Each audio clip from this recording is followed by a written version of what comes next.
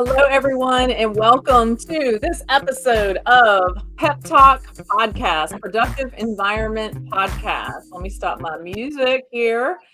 And today, you can see it right on the screen. What an amazing topic we have to share today.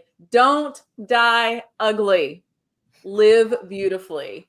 And we are so excited to share our special guest with you. This is a short series we're going to be doing on thinking outside the file box. Think outside the box. We always think outside the file box, where we're talking about issues and things that happen in life that may not be on our schedule. They're not on our agenda. They're not in our plan, and how we have to pivot and sometimes handle things. So Lynn absolutely had some things in her life that she shares in this book. And so I am just meeting Lynn for the first time today, but she's a very dear friend of Barbara. So I'm going to have Barbara tell you a little bit about her, and then we'll bring Lynn in to talk to you. I am Andrea Anderson, CEO of Productive Environment Institute. I live in Carolina Beach, North Carolina, and I'm joined by... I'm Barbara Hemphill, founder of Productive Environment Institute. I live 2 hours from Andrea in Raleigh, and I have known Lynn for, several years now. She has been a very important part in my life. One of the best investments I ever made in myself was my permanent makeup. And she did it, and I just love it. And also, she's an art teacher, and I took an art class from her, which I just enjoyed so much. That was something new. I'd never done anything like that. She is the epitome of living beautifully herself, and she helps other people to do it as well. I was with her through this journey that created this book, and I'm so happy to have her here. I want to introduce Lynn Souls. Lynn, welcome. We're so glad to have you here. Thank you. I'm so excited to be here with you guys. So Lynn, tell us about this book. I'm sharing the book on the screen, and guys, we'll post a link to order this book on Amazon. And my first question, to kind of kick things off, Lynn, and then just have you talk about whatever you want. But from your makeup, you said you're in the beauty business. You've been in the beauty business for many years, and so yes. I love the title. If you could just tell us a little bit about that journey and where you are now. Sure. I do production makeup and permanent makeup and scar revisions and areola reconstructions. So I help women in all areas of their lives when they're going through things to feel confident and look their best. I always say I help people put their best face forward and not as stressful because those things are taken care of. And you never say, well, why me? But when the big cancer came calling, I did initially think that, but then I thought, well, why not me? I mean, I deal with this, weekly. And when I was told that what my alternatives to do would be some aggressive chemo and radiation and surgery, I said, no, I need another option. What's my next option? I'm not doing all that. I got a lot going on. Mm-hmm. And they said, well, and my doctor, Robert Nunu, he said, Lynn, it's not a pretty way to die, and we can help. And so that's why the book is called Don't Die Ugly, but Live Beautifully. So it goes through my first year journey of going through that, what helped me, what didn't help me. Initially, I was focusing on things people said, and I thought it would be a funny book. But then it turned into more of a memoir and ways that I could help people deal with their loved ones that were going through situations like this. Things that helped me a lot, things that I was going through, and things that didn't help me a lot. And so I wanted to share them in the book. Wow. What's one of your favorite things in the book, or what the most impactful things you would share with someone? Why somebody should read the book? I'm curious because I saw in the description on Amazon where you said what to say and what not to say to a friend who has been recently diagnosed, right? Okay. So what never to say to anybody, Yeah. no matter what they're going through, is, girl, you got this.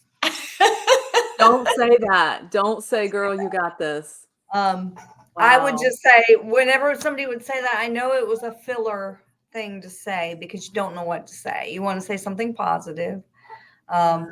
They think you're a strong individual and you got this. And all I kept thinking is, I've got cancer and you're glad it's not you. And you just Oh, don't know what to say to me. So basically, what I really want to get across is what's very, very helpful is just being there. It's not so much words, but the word wake. When somebody died in the Jewish culture, awake was just that they would sit with you and not speak, but just be there. Nobody would speak, but just be there. And that was the most comfort. And I had to learn that too since then, to just be with people. and just be. Hey, I know what you're feeling, or I know what you're going through, or you got this. Right. I'm so glad you said that because I think I can't remember if I said that, but I mean, I could have said that to people.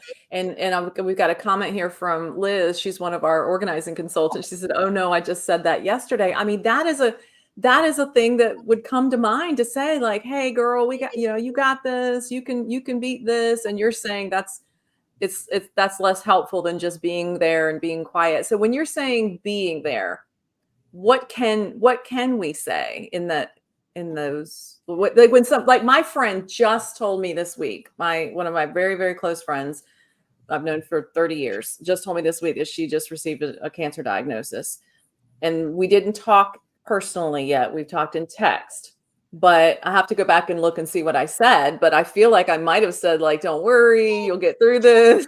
Like, You know, to say. a couple things. If they're local and you know this person, more than just you can be there, but you can also say, hey, give them something they can say yes to. So, Mhm. hey, on Thursday, I want to come over and vacuum for you. And I'll bring you a cup of coffee, or you don't even have to get up. But on Thursday at this time, I want to come vacuum for you. Just something that they can say yes to. Um, or I'm coming over, you can make tea while I help you hang your laundry. During, and you'll read in the book, but in the middle of chemotherapy, I fell off a ladder and I broke both my shoulders.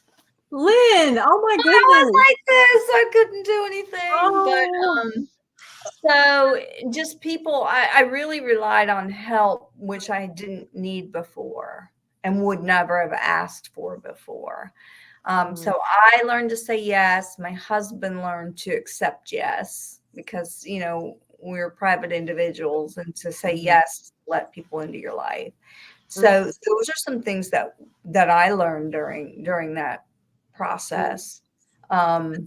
There's an interesting comment there, though, about the learning to say accepting help. I think that applies even to people who don't have a cancer diagnosis. I mean, how many times has somebody said, "Oh, let me pick you up," or "Let me bring you this," or "Oh, no, it's okay," And somebody said to me one time, in a way, we're saying no to God when we do that, because the way God helps us is by sending people to help. And when we say no, we're basically turning God away. It's like, wow, that really never quite thought of it that way before. And the Bible says it's more blessed to give than receive. And I it's agree. true. So I feel like you're taking their blessing from them, and it's so hard and it's so awkward when you're not a taker to just, I felt like God had told me the next time somebody said something and you can say yes, you just say yes.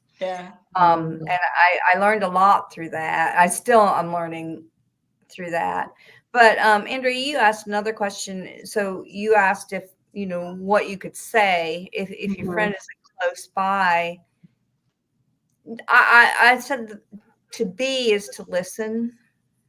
listen for her feelings and what she's Mhm. going through, make note of it, even if you have to make notes, and Mhm. call her, text her back that day. How did this go? Or Mhm. tell me how you felt about, this visit, or Yeah. Check so she in. knows that you're hearing her. Yeah, yeah, that's helpful. Yeah, we've got a client too that has recent. I mean, I think every single person listening to this has been touched in some way, either personally. Had a diagnosis 12 years ago, and we all know someone. So, that's really, really helpful because there's that fear, that initial fear of like, oh my gosh, and so and then you start researching, which can be good or can be bad depending. The, So the doctors call it Dr. Google. Don't yeah, Dr. Dr. Google. Dr. Google. Yeah, it can be very scary. Google. It can be helpful, but it can be scary too. So I love hearing your advice about how to be a support to someone that is going through it. How long ago? Where are you in the journey? Like, how long ago were you Sure. diagnosed? So I was diagnosed October 7th, 2022. It was Okay. colorectal cancer, and I had been an ulcerative colitis fighter. Hmm. Um, I missed I got scanned open or scoped often. I missed COVID scope, and then Hmm. had some not great insurance and had to cash pay for a colonoscopy and kept putting it off. Oh wow. Um, so when I had the colonoscopy, I'd had so many of them before. I just knew they would let me wake up too much for this. Mm. That I was remembering it, and they told me. And then through the next week, meeting with oncologists and surgeons and deciding, what was the best thing to do. We Hmm. did a series called Fall Fox. Sounds like a Mission Impossible. It We does. used chemo, and then we did oral chemo and daily radiation, and then I had my colon removed. And Mm. I pleaded with them to just let me do reconstructive surgery. Let me just try it. And so Mhm. that's where I'm at right now. I tell people I'm potty training now. And I just had some scans. I do scans every 3 months, and I just did some a month ago that everything looked Yeah, good. So that's that's awesome. Well, Praiseworthy. I always have several copies of the book at my house because number one, I think everybody should read it because as Andrea just said, I mean, every day, every Yeah. week we hear of somebody else. And so to read it gives you some insight about how you can be more helpful. And then the size of the book is so convenient because it's easy to carry with you. And so I've given it to people. When somebody tells me they have a cancer diagnosis, the very first thing I do is give them that book because I just think it's so real. And Lynn has done such a beautiful job. People love people's stories, and it's comforting to see how she Mhm. went through it. It was really difficult. It was tough there, but she's done it, and it's really encouraging. So, Yeah, that's so the amazing. cover of the book, I'll just have to tell you, oh yes, the cover of the book is a painting I did of a horse, an oil Mm. painting. But my husband does pours, and so he did a acrylic pour, and I did the Uh-huh. painting on the front. So Wow. one of the ways my husband and I cope with things is we collaborate on artwork. Oh, So beautiful. So that's one way that I'm just thinking of the title of the book, Don't Die Ugly, Live Beautifully. Like that's one way to live beautifully, right? Is through your, joint artwork together. That's neat. So you got the idea for the title from what the doctor said. This is yeah, what do you say? It's an ugly way. Yeah, he said, "Lynn, it's not a pretty way to it's die." not a pretty way to And die. so when I went in to have the colon removed, I brought my first copy of the book had come in, and I gave it to him, and Oh, he was just like, well, he laughed because it's a funny title, but it it is. was he instantly understood it. People read that title, they're like, I can't believe she wrote a book like that. What It's an attention grabber. happened? well, and the Yeah. amazing thing is she wrote it. There's a lot of people who have written books after they're through it. Lynn did this while she was going through it, which I think is Mm. just amazing, and therefore I think encouraging to other people to do Oh yeah. well. So I can't wait. Barbara always told me Yeah. I had a book in me, so I figured, okay, Barb. and you did. You did. And you've got more. There'll be more. You can do like the second edition. Of course. There was another thing you said on the in the description about cancer friends. You said there's a difference between between regular friends and cancer friends. Can you share what you mean by that? Yeah. So there were specific friends that didn't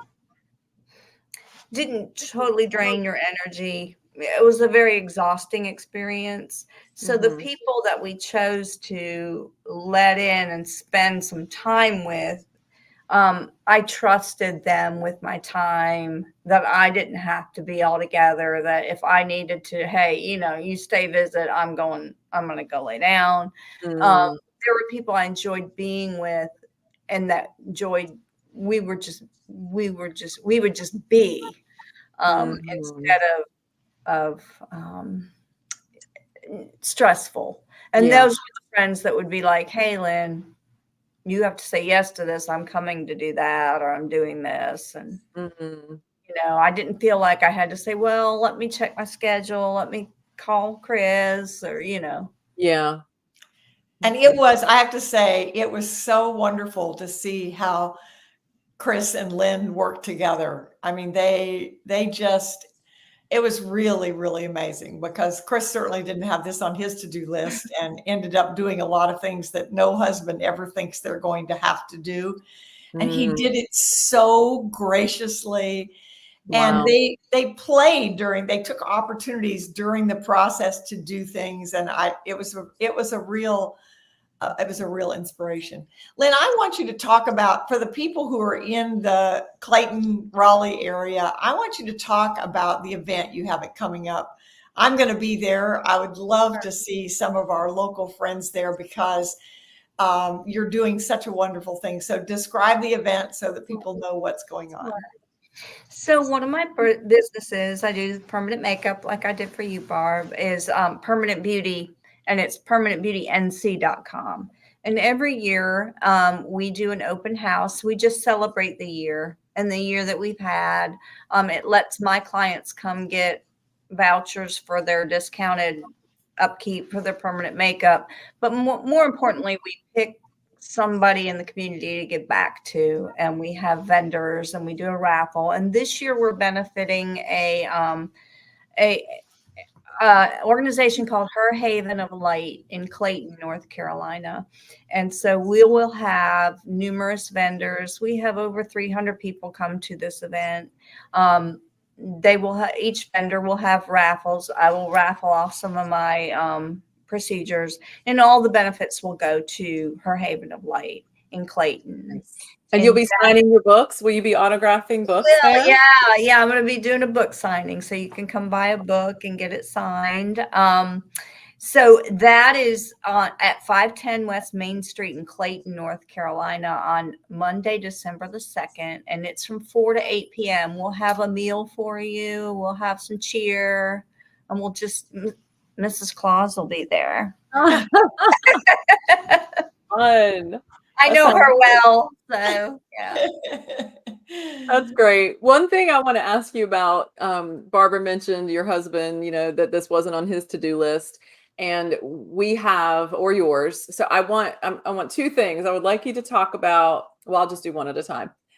How, you're a business owner. You were a business owner when you got this diagnosis. And so you had schedules, you had agendas, you had appointments, you had people that were, counting on you for things.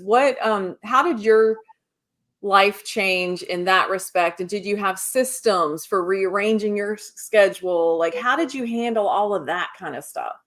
Well, thankfully, I had a Stacy who helps me with booking, and that was a blessing. I didn't take off. I rearranged my schedule to be able to do my infusion chemo, but still be at work. Mm. What really threw me back was breaking both my shoulders and having to take time off for that, and then I had to have the right one redone. Wow. So I discussed that in the book. So just learning how to take time off, because I'm not a time off person. I'm a new person. And so it was really, really hard. And I have the most wonderful clients and patients and friends who have stayed supportive. And it's nice to be back full time. Yeah. And her studio is a beautiful place. Her studio is a productive environment. We always talk about a productive environment, and I love going to her studio. She's got rooms where she teaches art and she does the different procedures, and there's a waiting room that's comfortable. It's just a lovely, beautiful, and her art, her artistic ability. Every time I walk in there, I just like, oh, I can't believe that somebody could paint this. And she helps others. Several of my friends have been her art students, and God has blessed her with incredible talent to be able to do it. She also does makeup. Like when I've had photo shoots, she's done the makeup for me for that. And very talented in so many ways, and blesses so many people with the beauty that the talent that she's been given from God. I love it. I want to know, I think an interesting question to address, Lynn, and I don't even know that you and I've ever talked about this. How did you get into how did your business evolve? Because we have a lot of people who are entrepreneurs, and of course, I've been encouraging entrepreneurs for over 40 years. And so I'm always interested, and I don't think we've ever talked about it. So how did you get into this business? Sure. Well, I've always been a portrait artist, and I was a tattoo artist, so they kind of go together. But when I turned 18, I went to a tattoo parlor I had a tattoo that I had done for my sister, a design, and I went to kind of watch them do the tattoo and oversee it. And I asked them, because I was drawing my lips on, I said, can you tattoo my lips? And they said, okay. So they tattooed my lips, and it was bad. It was really, really bad. And I remember thinking, I got to learn how to fix this. I got to fix this. So that's how I started, Barb. That's why I love these. I've known you for years, and I never heard that story. I did not know that. So I do all my own permanent makeup now, just because it's like, I'd be the worst person to let somebody do this to me. Well, and I'm so excited. The lady who does my hair is now a student of Lynn's, and she's learning. And Sue's been doing my hair forever. People comment it all the time, and I say, it's God and Sue. I think I introduced you to Sue. That's right. Yeah. And now Sue is a student of Lynn's to do, and she is loving it. She's, Lynn's a wonderful teacher. I'm learning so much. And I know I'm overwhelmed, or there's some lot to learn, but yeah. Oh, that's awesome. Can't imagine. Well, it's so interesting. We didn't plan it this way, but our podcast last week was called "Our To-Do List Will Outlive Us All." Our to-do list will outlive us all. And then this week, don't die ugly. Don't die ugly. They're related. And I just want to talk about that point again. We, especially in our industry, a lot of our clients come to us, and many of them are professionals, and now they find themselves in a role that they didn't know that they were going to have, or whether something happened to them personally, or they're now caregiving for somebody else. And so a lot of times they're overwhelmed with paper, they're overwhelmed with email, they're overwhelmed with mail, and especially dealing with doctor. I mean, you probably had so many, just the doctor's appointments and the paper and the insurance and everything that comes along with that. And I'm hoping that, I assume that you gave yourself some grace with not feeling like you had to get every single thing done, like getting everything checked off on the to-do list. Well, fortunately or unfortunately, just the exhaustion that came with the treatment, you picked and did what you could and what you couldn't. Right. So but yeah. Yeah, that's good. And that goes back, it circles back to what you said at the very beginning, as we start wrapping up, is that don't be afraid to ask for help or accept help. Even if you don't ask for it, don't be afraid to accept help. I think that's something Barbara says, is it's not asking for help is not a sign of weakness. It's a sign of wisdom. Yeah. So. Well, it's definitely weakness and wisdom for me. Physically weak. or not, or just not asking, Yeah. Yeah. So that's it. So sometimes, that, and when things like this happen, when we get a diagnosis, that to-do list somehow is not as important as it used to be, as it Right. once was, especially the minutia. I'm doing a workshop on the 15th, guys, by the way, November 15th. We're doing a workshop called Tame Your To-Do List. And so we put a lot of emphasis on to-do list, task management, that kind of stuff, but it shouldn't be the most important thing. Every to-do, every email, every piece of paper reflects something in our lives in some way, right? It represents something in our lives. And just because we can add things to our to-do list, just because there are things we can do, doesn't mean we need to do them or that they are worthy of being on our list. And especially when you now have something that takes up an immense amount of your time, you get even more clear about what is worthy of your time, right? And your energy. Yeah. So that brings up a question that I'd love to ask Lynn for you would be, now that you've gone through this, what is the one thing that you have learned that you wish you had known when you started, and that if someone gets a diagnosis, it would be the message you would want to give to them? To shut up and listen to them and give them yes. I mean, yes, you can text me tomorrow at this time, or yes, if you're local, yes, hey, I'm coming and bringing you some coffee. Right. I want to see you for like 3 minutes. Just giving them something they can say yes to. That's great. Nice. I love that. Well, loved having you, Lynn. Thank you so much. Yeah.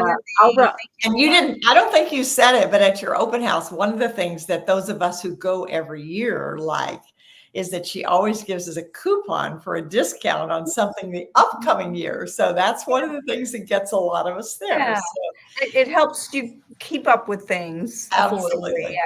Yeah. So guys, take a screenshot of this if you want to. If you're in North Carolina in the Raleigh, Clayton area, you can, and we'll put this in the description box as well. Be sure that you make your way over to our YouTube channel. And if you haven't already, be sure to subscribe to our channel so you don't miss anything. And that also like this video. More people, and if you know someone that is in a similar situation, share this video with them. Let them hear these words of hope and inspiration. And then, of course, to get Lynn's book. So I can't wait to read it. And I'm so excited. I told you one of my close friends was just diagnosed. So I shared the title of your book and sent her the link to it. Then I said, I'm going to send you a copy. She said, I've already ordered it. I just ordered it. So, it is an Audible book too, so it's a Kindle or an Audible too. So yeah. Oh, good. Thanks for saying that's good, because there are some people that's the best way. So I'm glad you added that. That's great. I want to just share just a couple of quick comments here. Cannery is joining us in from India. So you've got people watching. We've got people watching from all over the world.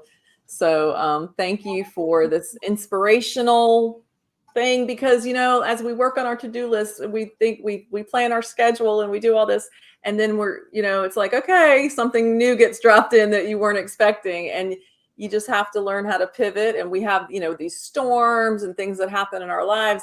Things don't always go as we plan, and so to be able to adapt to that and accept help when it's offered and continue to grow. What's next for you, Lynn? What's on your agenda next in your? Well, I started the Permanent Beauty Training Institute, which you mentioned, Sue's one of my students. So that's my next, I'm always jumping off of bridges. So just the open house, and just trying to live beautifully.